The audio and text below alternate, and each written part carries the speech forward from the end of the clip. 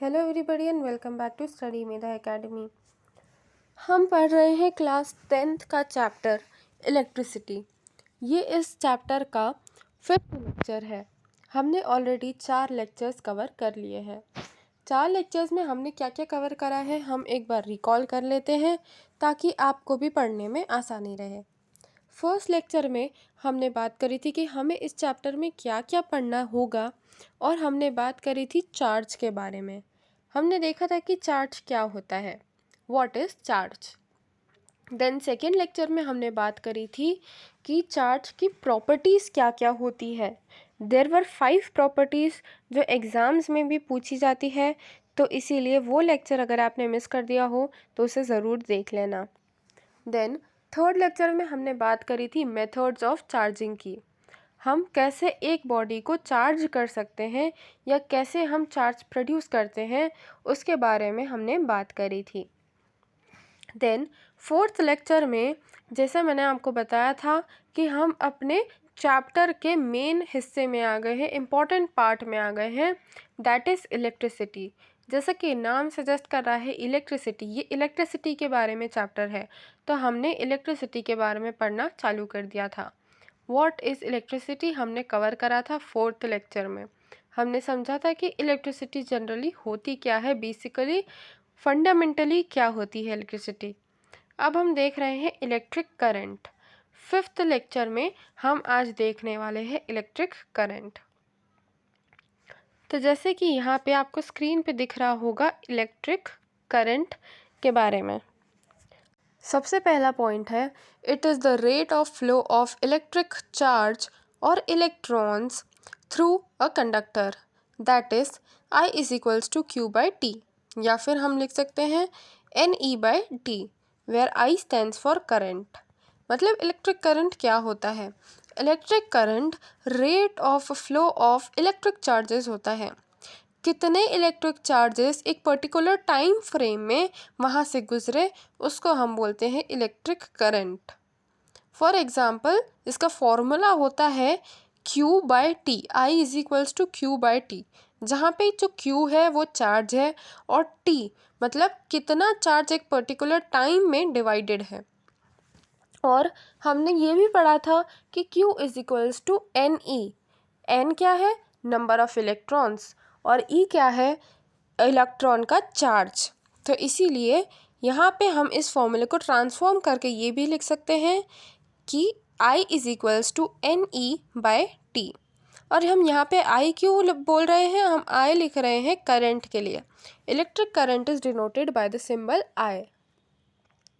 Then इस जो ये फॉर्मूला है ये बहुत इंपॉर्टेंट है, इस पे न्यूमेरिकल्स भी आते हैं और हमें बस बहुत सिंपल से न्यूमेरिकल आएंगे कि आपको Q दे दिया है, T दे दिया है और आपको I निकालना है, या आपको I और T दे दिया है, आपको Q निकालना है, या फिर आपको नंबर ऑफ़ इलेक्ट्रॉन्स दे दिए हैं और आपको टाइम दे दिया है और आपको I निकालना है, करंट निकालना है।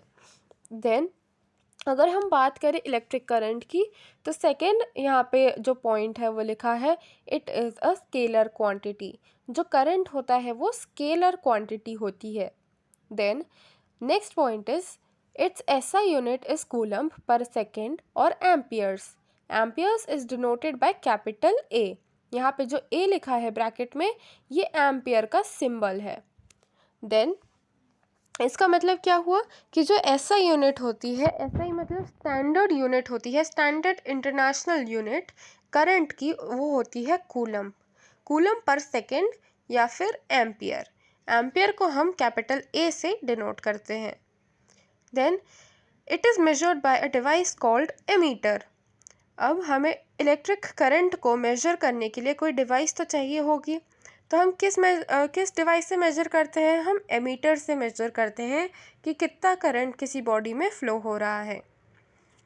Its direction is taken opposite to the flow of electrons. हमें ये पॉइंट ध्यान रखने का बहुत ज़्यादा इम्पॉर्टेंट है, क्योंकि बच्चे कई बार लिखते हैं कि जिस डायरेक्शन में इलेक्ट्रॉन्स फ़्लो हो रहे हैं उसी डायरेक्शन में करंट भी फ़्लो हो रहा है, पर ऐसा नहीं है। जिस डायरेक्शन में इलेक्ट्रॉन्स फ्लो हो रहे हैं उसके अपोजिट डायरेक्शन में हम करंट को लेते हैं। मतलब opposite to the flow of electrons वो डायरेक्शन होती है करंट की।